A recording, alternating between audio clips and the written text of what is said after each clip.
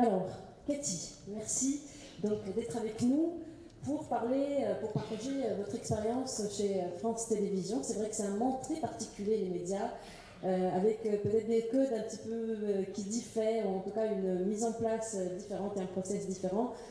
Moi, je voudrais commencer par une question toute simple. Donc, les premiers cas d'usage de l'IA chez France Télévisions, c'était comment, ou comment vous avez abordé la chose? Alors déjà, je n'aime pas du tout le mot cas d'usage, en fait. Je n'aime pas prendre l'intelligence artificielle, et désolée pour la déconstruction dès le début, mais je n'aime pas du tout ce mot parce qu'en fait, quand on commence à regarder l'intelligence artificielle à travers les cas d'usage, on a tendance à se concentrer sur des fonctionnalités, là où l'intelligence artificielle, et surtout l'intelligence artificielle générative, est en train de disrupter toute notre industrie, en fait. Ça va de la production de contenu à la distribution de contenu, à la consommation de contenu. Donc nous, on a vraiment toute l'industrie qui est impactée. Et quand on travaille juste sur les petits cas d'usage, on a parfois tendance à prendre un tout petit bout de la chaîne de valeur qui, elle-même, sera peut-être disruptée et n'existera plus. Imaginons par exemple, on travaille sur faire des meilleurs titres en SEO, en référencement pour un article écrit. Bah, demain, de toute façon, plus personne ne consomme des articles écrits sur les sites internet. Donc, ce qu'on a essayé de faire, c'est d'avoir quand même un peu cette grande image de où est-ce qu'on sera demain dans les médias. D'anticiper, c'est exactement ce travail que je fais depuis des années et on n'a pas attendu ChatGPT pour se demander ce que c'est l'IA pour les médias. On a déjà fait en 2016 un cahier de tendance sur les algorithmes dans la rédaction et la nouvelle façon de consommer l'information. Donc c'est vraiment on essaye d'avoir un peu d'avance sur ce qui nous arrive, ce qui est de plus en plus difficile aujourd'hui parce que non seulement on a beaucoup parlé déjà de la vitesse de la technologie, d'évolution de cette technologie aujourd'hui, donc on a cette vitesse-là et on a une deuxième chose qui nous arrive aussi qui est l'accessibilité. ChatGPT a été l'outil le plus rapidement adopté au monde parce que justement il est accessible à tout le monde parce qu'on peut lui parler par le langage naturel qui est aussi notre fond de commerce dans les médias. Et donc on a ces deux enjeux-là. On a besoin d'aller très très vite, mais en même temps on a besoin de garder, de maintenir nos valeurs de service public.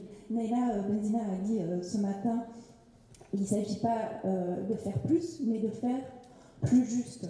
Et donc c'est exactement les questions qu'on se pose. Comment on fait? Qu'est-ce que l'IA est pour nous demain dans les médias?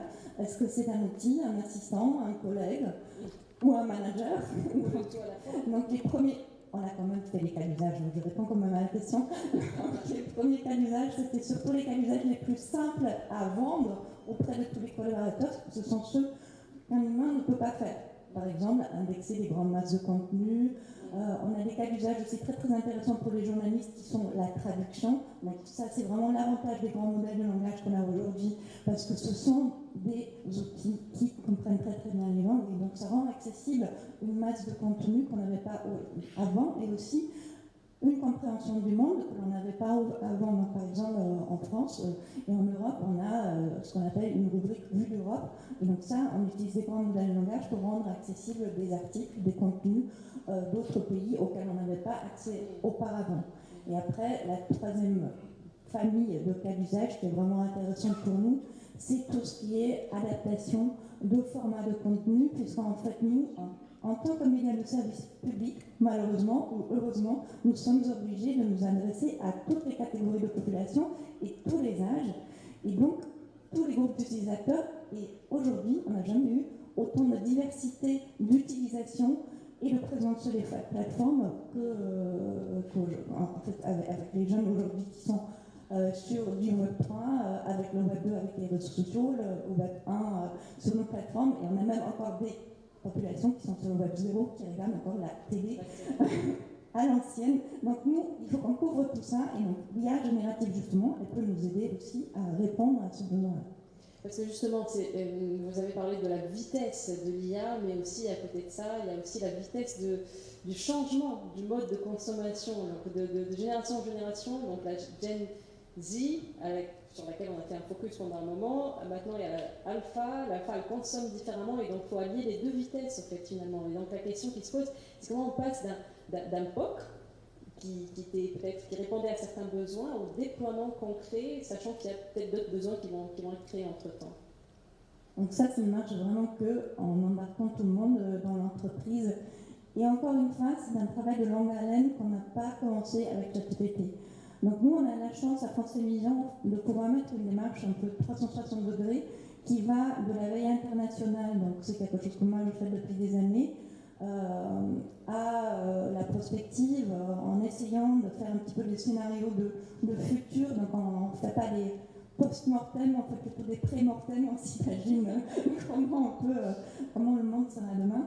Donc à toute une partie sensibilisation, je n'aime pas du tout le mot acculturation non plus, donc il y a déjà 2 mots que je n'aime pas. Donc moi c'est sensibilisation, parce que c'est plus dans un échange on écoute les gens, que dans un top-down, je t'explique ce que tu vas faire demain, parce que c'est quelque chose qu'on a beaucoup fait nous, on est allé voir les différents métiers, on a essayé de comprendre quels sont leurs pain points, et on le met en regard avec les technologies qu'on a à notre disposition aujourd'hui. Donc il y a toute cette partie sensibilisation, et après il y a la deuxième brique, formation, qui va plus loin, qui est vraiment métier par métier, parce que sensibilisation c'est une couche globale pour tout le monde, où tout le monde va comprendre ce que c'est cette IA générative, tout le monde va comprendre qui est derrière aussi, quel est notre business model dans Saint-Altman, même si on ne sait pas exactement nous-mêmes non plus, mais en tout cas on va comprendre que l'objectif des outils qui nous viennent des États-Unis, c'est de capter notre attention et de nous engager émotionnellement. Donc comment demain dans ce monde-là, voilà, c'est vraiment décrypter ce qui existe, et ensuite quand on a ce socle-là, on peut s'imaginer qu'est-ce qu'on peut nous faire ensemble par rapport à nos valeurs de service public. Et par rapport à la culture locale aussi. Oui. Alors tout ça, donc c'est vrai que c'est ce qui se passe en behind the scene, c'est aussi une culture, mais aussi quand le marché il demande des indicateurs, c'est plus facile parfois pour des produits et pour des services de quantifier ça en termes de produits achetés ou d'usage, etc. Mais dans les médias, c'est un peu plus subtil et c'est un peu plus voilà, donc il y a des indicateurs qui sont différents, le retour sur investissement pareil, le ROI. Donc comment ça se passe, IA et mesure d'impact aujourd'hui? Comment est-ce qu'on mesure l'impact le plus apporté par l'IA? En fait, on est toujours en train de le chercher, en train de chercher les bons indicateurs. On n'est pas le seul média qui est en train de le chercher.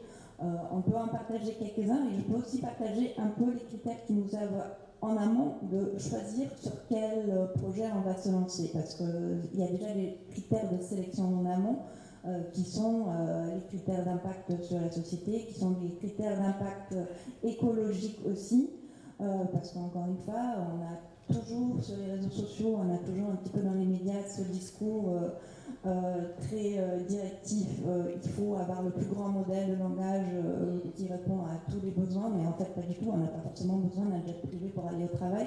Donc nous, parfois, on a tout simplement des problématiques métiers où on peut prendre des petits modèles de langage et les entraîner tout de suite avec des données de qualité, parce que ça c'est notre avantage à nous chez les médias, on a des données de qualité qu'on peut aussi mettre en commun et partager, donc c'est des projets qu'on a en Europe. Donc il y a déjà les critères de sélection sur lesquels on travaille, sachant que les grands modèles de langage, par exemple, des Microsoft ou des OpenAI ne partagent pas forcément le véritable impact écologique. Donc c'est difficile de mesurer après pour nous derrière et d'avoir des vrais indicateurs très très précis sur ces choses-là. Ce qu'on mesure, c'est entre autres la transformation sur des nouveaux produits. Qu'est-ce que ça nous apporte comme nouveauté? On peut transformer aussi, on peut mesurer par exemple aussi si on utilise l'IA générative pour proposer d'autres contenus et pour ouvrir un petit peu la proposition et la découvrabilité de nos propres contenus. On mesure la découvrabilité justement sur nos propres en termes de reach. Ou en termes de propositions, qu'est-ce que les gens ont découvert, ce qu'ils n'ont pas vu avant, même avec des critères quali, en fait, avec des questionnaires que l'on partage aussi. L'impact social, l'impact social, oui, vous arrivez à le quantifier? Il y a pas vraiment quanti, mais quali, on arrive à le faire avec des sondages quali. Et un troisième critère aussi, c'est quel format nouveau on a été capable de proposer grâce à l'IA générative. Donc ça, c'est par exemple le New York Times, donc je sors de chez nous, mais on va voir chez quelqu'un d'autre qui a mis à disposition de ses journalistes un outil pour analyser des grandes masses de données. Et donc, ils sont capables en fait de sortir des enquêtes d'investigation qu'ils n'auraient jamais été capables de faire avant. Encore une fois, on revient à un humain n'aurait pas été capable de le faire, et donc on peut proposer, nous en tant que service public aussi, des nouveaux produits, et ça se mesure aussi par rapport à ce qu'on proposait avant. Donc l'innovation aussi. Donc il y a aussi un critère d'innovation, effectivement. Et donc, est-ce que, juste pour finir, peut-être on a dépassé un petit peu le temps, mais pour finir, est-ce que voilà, vous faites parce que vous abordez quand même d'autres grands médias qui travaillent sur ça, est-ce que voilà, il y a de la veille, on va dire, avant il y avait de la veille sur le contenu, est-ce qu'aujourd'hui il y a de la veille sur l'usage de l'IA dans les médias? Oui, complètement, en fait, ça c'est pareil, c'est quelque chose qu'on avait déjà fait en 2019 avant ChatGPT. On avait fait un catalogue des possibilités de l'IA pour les médias, et donc là on continue à le faire, et on va d'ailleurs en sortir un nouveau, je pense, au mois de janvier, où on regarde la différence aussi entre les grandes rédactions et les petites rédactions, parce que parfois, encore une fois, l'IA générative pour les petites rédactions, c'est vraiment quelque chose, un outil formidable qui leur permet de faire des choses qui n'étaient pas du tout accessibles à elles avant. Ouais. Merci beaucoup, Cathy Brem. Je rappelle, vous êtes directrice innovation et prospective chez France Télévisions. Sous vos applaudissements, je vous accompagne pour accueillir donc Fatiha Gass, qui est notre deuxième speaker. Merci.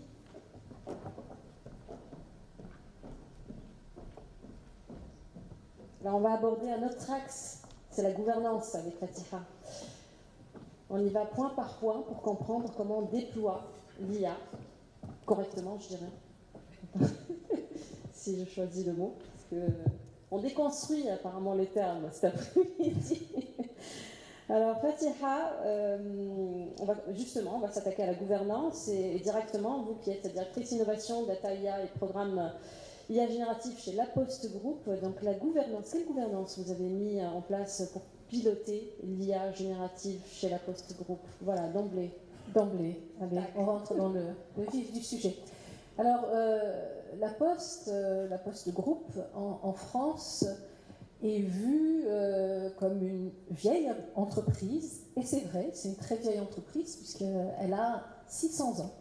Hein, la Poste distribuait le courrier du roi, donc ça fait 600 ans qu'on existe. Et évidemment, vous n'écrivez plus, je n'écris plus personne n'écrit. Donc, distribuer des lettres, ça ne rapporte plus grand-chose. 34 milliards de chiffre d'affaires, 15% le business de la distribution des lettres. Donc, à un moment donné, il faut se réinventer. Et la Poste s'est effectivement réinventée. Et aujourd'hui, on a tendance à dire que la Poste, c'est avant tout une entreprise tech, c'est une entreprise de technologie. Tout est numérisé, tout est informatisé, le digital est partout. On a des grands centres robotisés pour le tri des colis, des courriers, les tournées pour la distribution des colis, du courrier, sont pilotées par de l'IA parce que ça fait plusieurs années qu'on utilise l'IA au sein de la Poste, par exemple pour lire les adresses automatiquement de l'OCR, ça c'est de l'IA. On fait de l'IA qui pilote les robots dans nos centres de tri. Donc l'IA est au sein du groupe La Poste depuis vraiment très longtemps. On fait des rapprochements entre un bon de commande, une facture, et au moment de payer, par exemple, pour détecter des erreurs, de mise en corrélation d'un paiement et du montant de la facture, et ainsi de suite. Donc l'IA est là depuis très longtemps, l'identité numérique, j'en passe, et des meilleurs.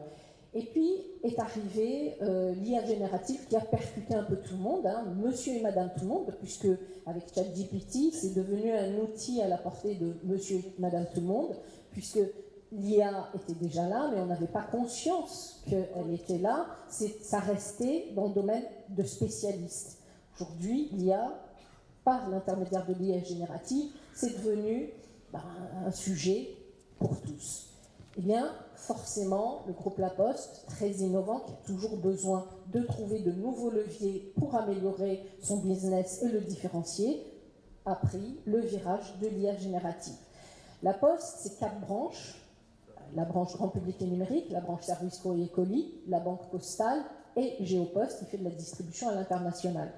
Eh bien, tous ont des CDO, ont des DSI, ont des data office, et donc tous ont démarré avec cette IA générative pour voir comment ça fonctionnait, qu'est-ce qu'on pouvait en faire. Et là où on a de la chance au sein du groupe La Poste, c'est qu'on a des équipes internes.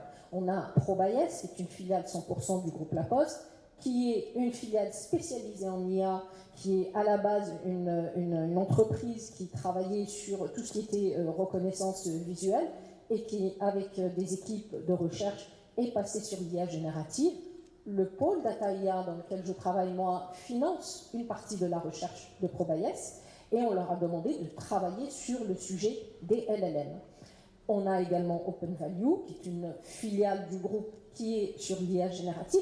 Donc ça nous a permis vraiment de donner un coup d'accélérateur. Mais comme il y avait de l'IA générative un peu partout, dans toutes les branches, on s'est dit, bon, ça ne peut pas continuer comme ça, il faut qu'on coordonne, il faut qu'on mette en place une gouvernance pour ce programme. On a créé le programme et ensuite la gouvernance pour ce programme IA générative. Comment ça s'organise? Ça s'organise en strates. Évidemment, il y a la gouvernance stratégique où là, on va avoir les sponsors du programme, on va avoir tous les CDO du groupe, la personne qui s'occupe de notre plateforme interne, la Poste GPT, qui dirige la création de cette plateforme, la personne qui s'occupe du déploiement de l'outil copilote, puisqu'on est encore dans l'environnement de l'IA générative, et ces deux sujets sont au sein du programme. Et on se réunit une fois tous les 2 mois pour discuter, pour prendre des décisions et pour voir où on va. L'idée, c'est quand même la rationalisation, le partage et la réutilisation des solutions qui ont été créées et qui marchent bien. Donc ça, c'est au niveau stratégique. Mais on a aussi une gouvernance au niveau du pilotage.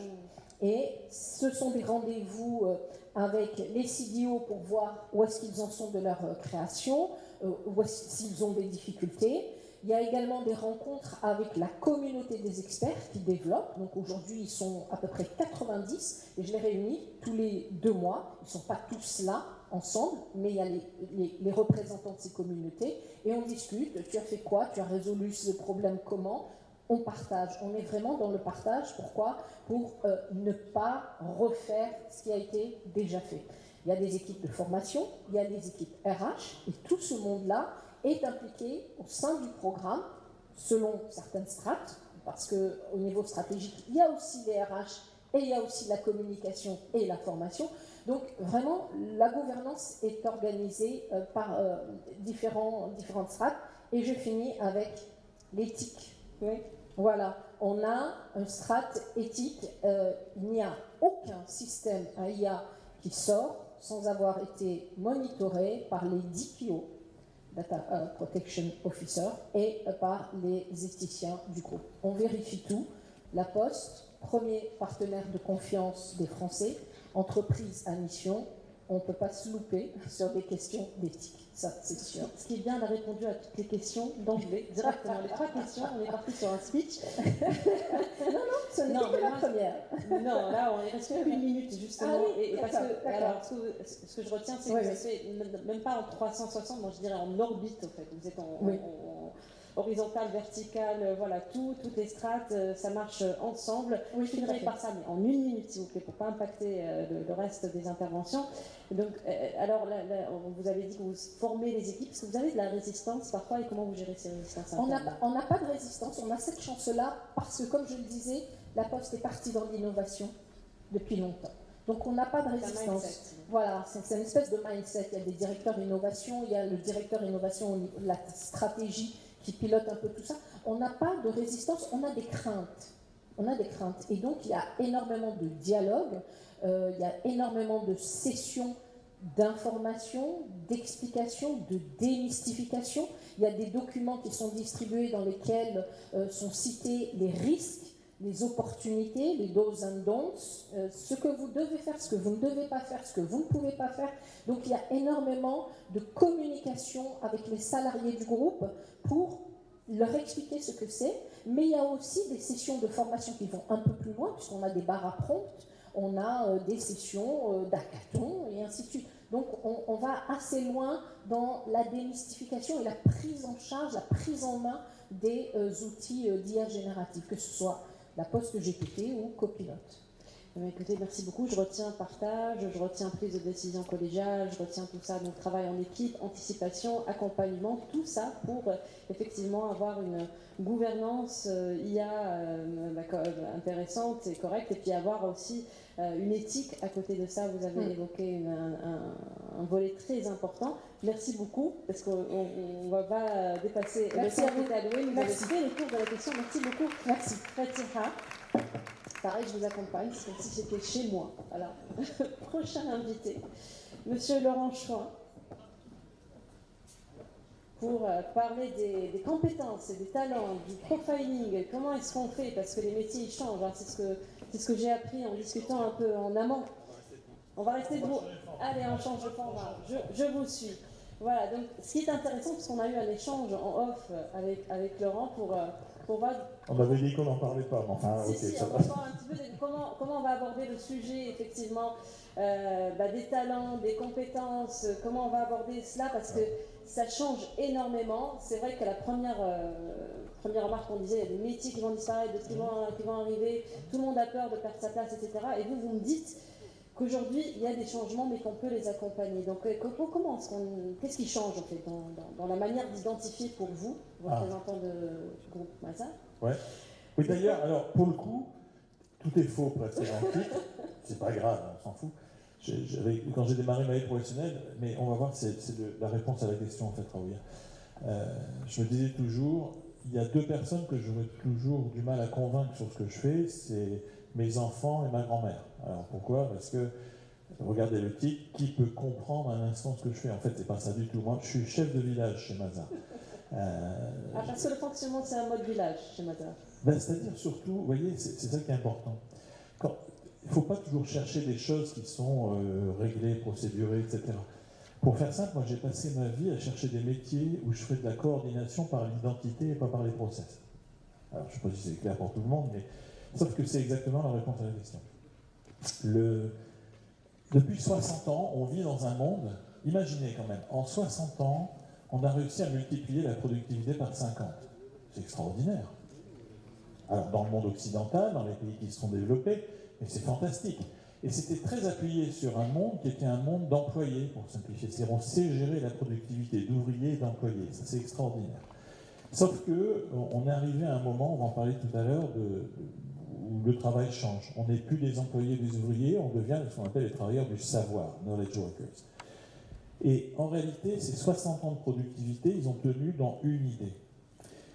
Quelles que soient les entreprises où vous êtes, moi j'étais DRH dans pas mal d'entreprises très différentes, la banque, l'hôtellerie de luxe, l'éducation, donc c'est vraiment très très différent. Aujourd'hui, Mazars, vous connaissez les Big Four, on n'est pas l'un d'entre eux. C'est-à-dire en fait c'est audit, conseil, mais voilà, on est un peu différent.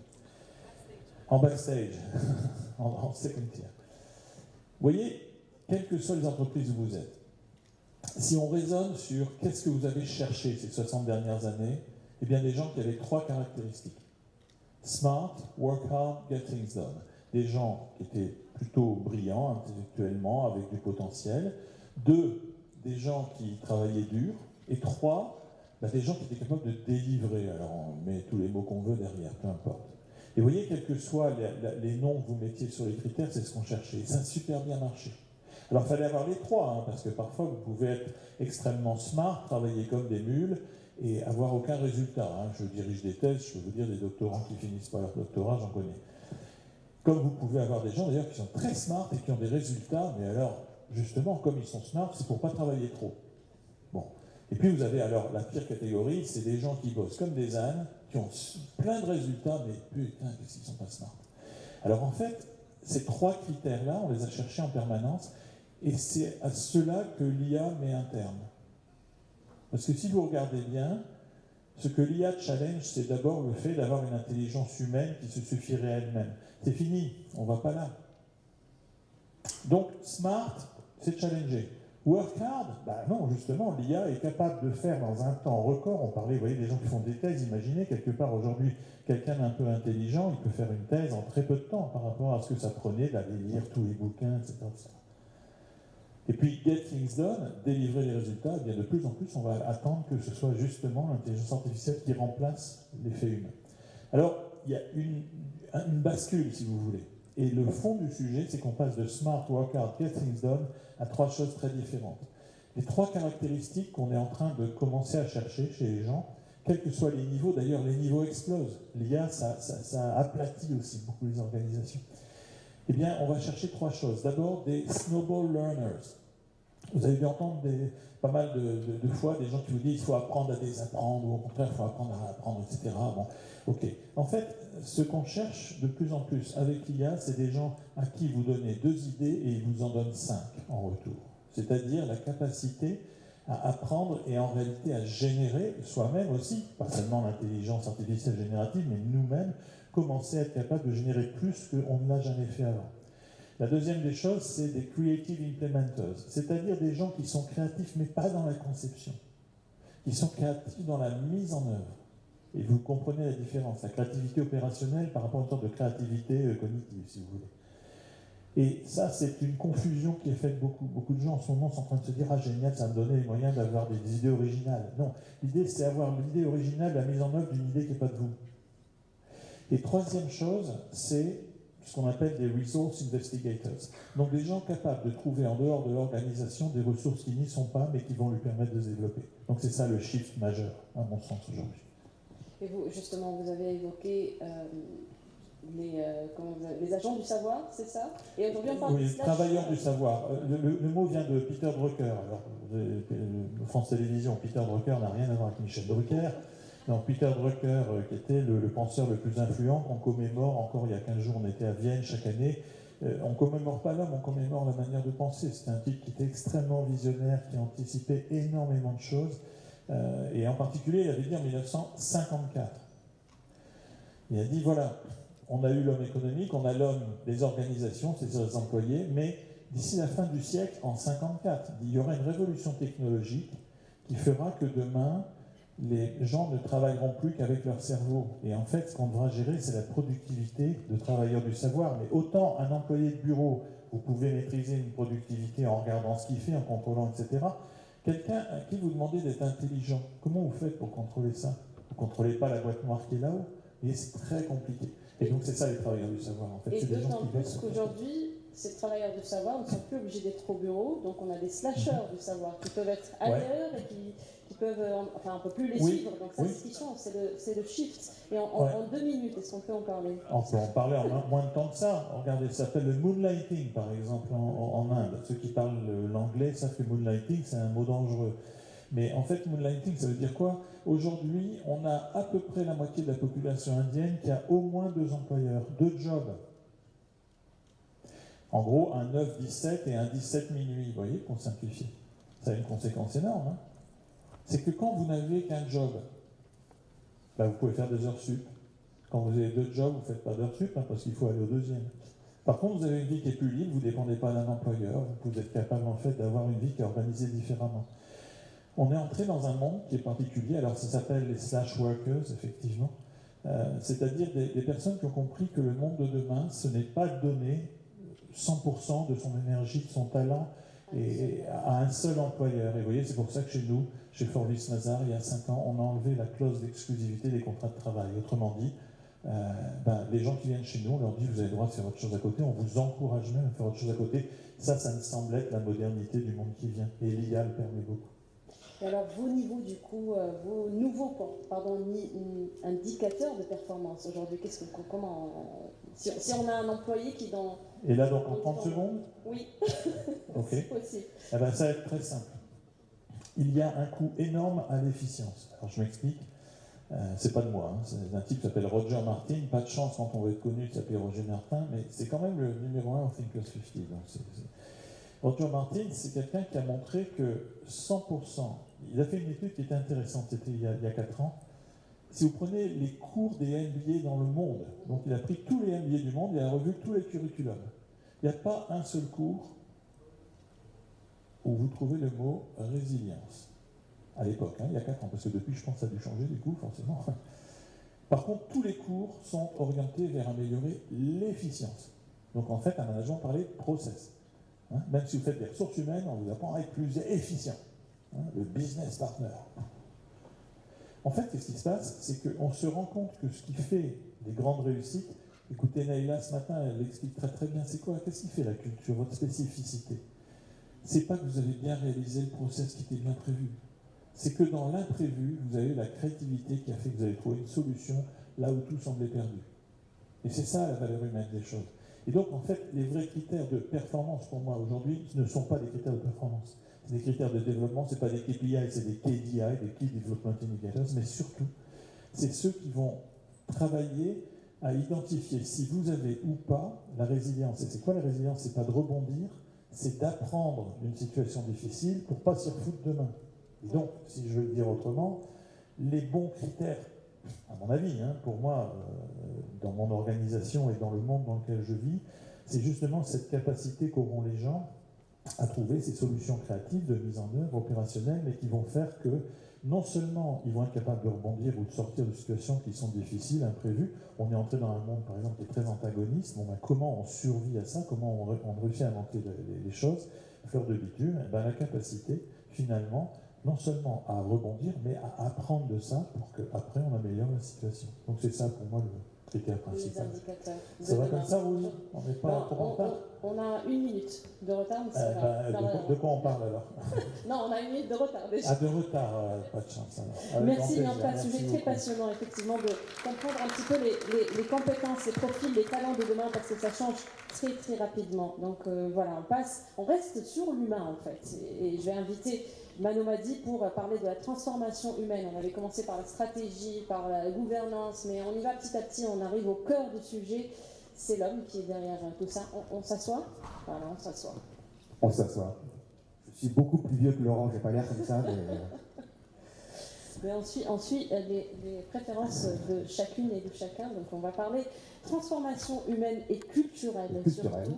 Parce que voilà, alors pour vous, chère France, donc vous développez une culture IA au sein de votre entreprise. Donc comment vous faites ça? Et notamment quand c'est combiné surtout à l'intrapreneuriat.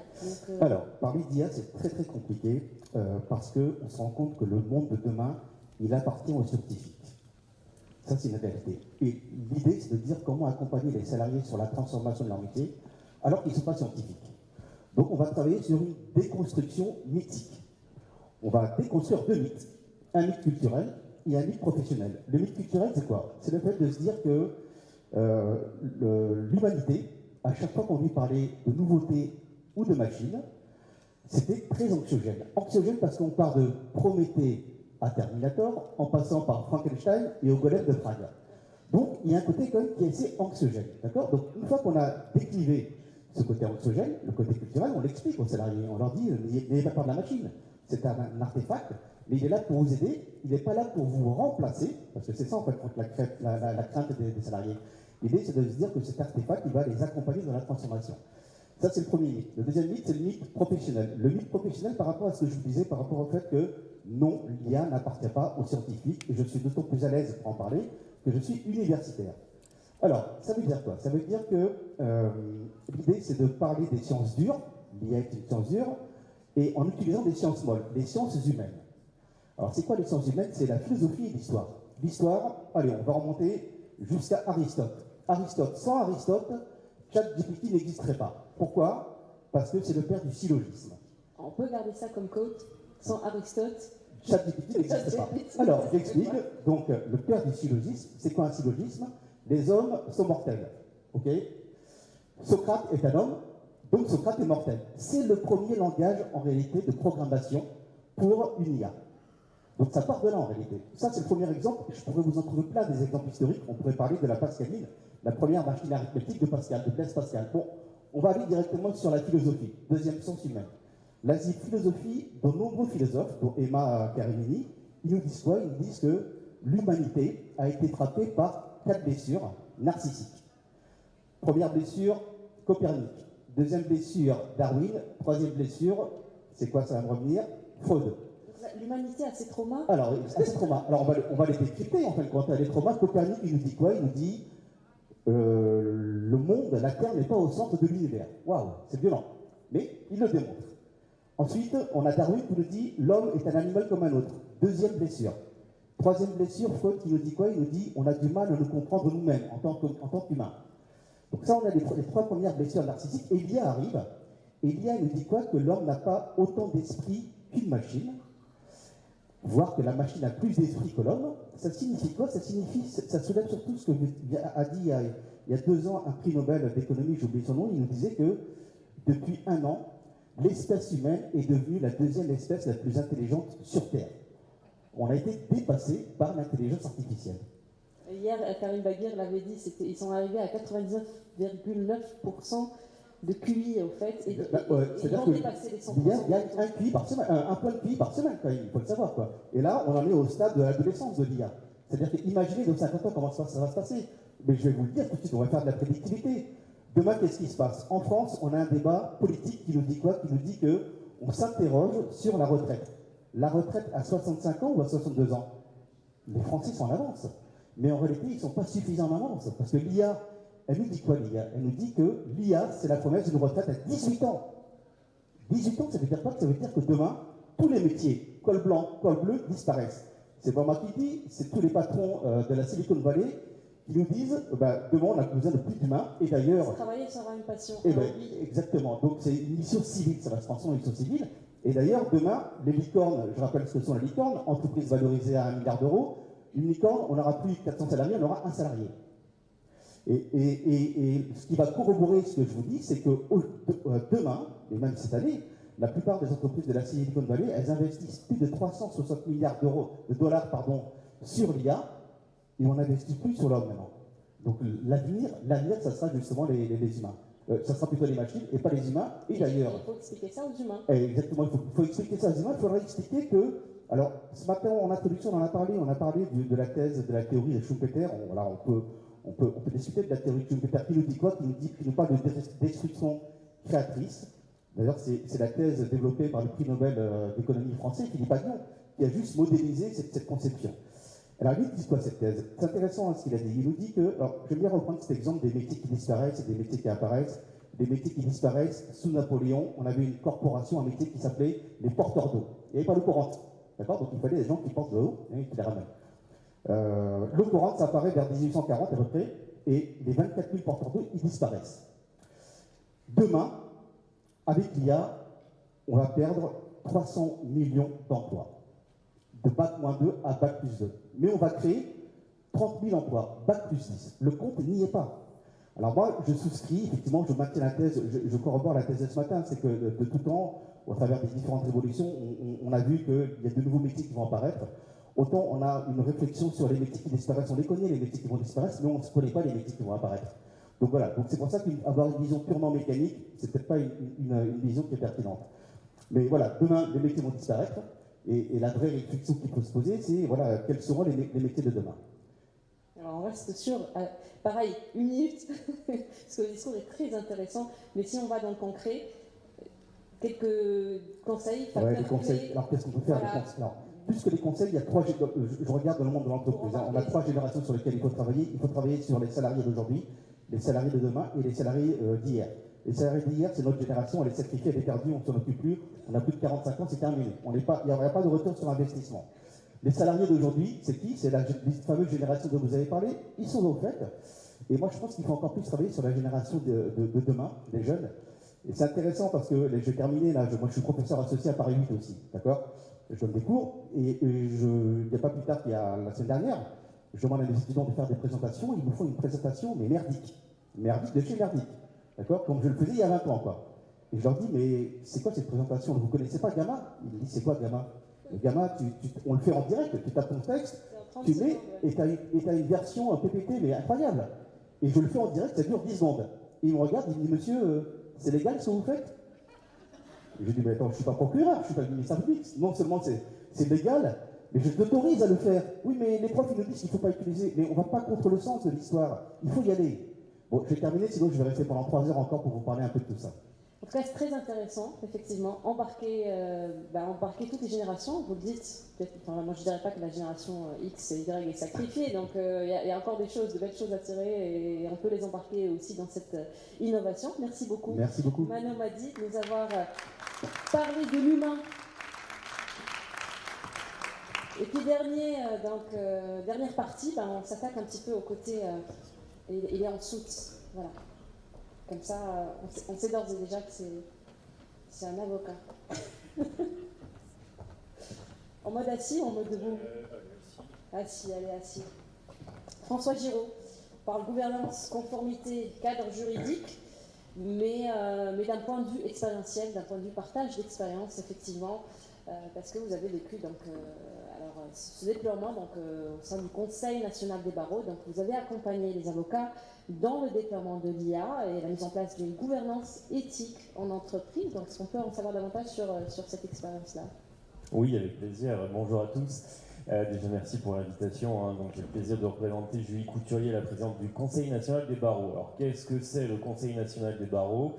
C'est l'institution représentative en France des 78 000 avocats de France qui donc ont chacun leur spécificité. On sait bien qu'il y a des diversités d'activités, des diversités de modes de pratique et qu'un avocat individuel au fin fond d'un département du centre de la France ne va pas fonctionner de la même manière qu'un Big Four dans une tour à la Défense à Paris. Donc le rôle du Conseil national des barreaux que je représente aujourd'hui, justement, l'objectif c'est d'essayer d'éviter d'avoir une fracture dans le cadre du développement des outils, des technologies et de tout ce qui peut tourner autour de nous. Et comme on me l'a posé notamment hier, mais à quoi sert éventuellement le Conseil national des barreaux en matière d'IA? Tout simplement d'essayer de limiter cette fracture et faire en sorte que tous les avocats aient, on va dire, à la fois une sensibilisation, une formation et un déploiement, la plupart homogènes, en tous les cas selon donc les critères que l'on peut développer au maximum, pour faire en sorte de limiter les distorsions de concurrence. Parce qu'il y a le marché bien sûr français, mais on s'inscrit dans une dynamique également internationale, et on sait qu'il y a de nombreux acteurs internationaux qui viennent également avec des outils. Alors comment on se positionne les sujets d'IA au sein de la profession? Il y a deux volets, il y a au sein du cabinet, puisque chaque cabinet d'avocat est une entreprise, comment on s'organise en interne, et à l'égard des clients. Donc au sein du cabinet, le travail du CNB a été dans un premier temps, sensibiliser l'ensemble des confrères. Donc en 2025, on a rendu un guide qui permet d'expliquer comment utiliser les outils d'intelligence artificielle, comment sensibiliser par rapport aux enjeux de secret professionnel, de déontologie, de manière éthique, et je vais y revenir juste après.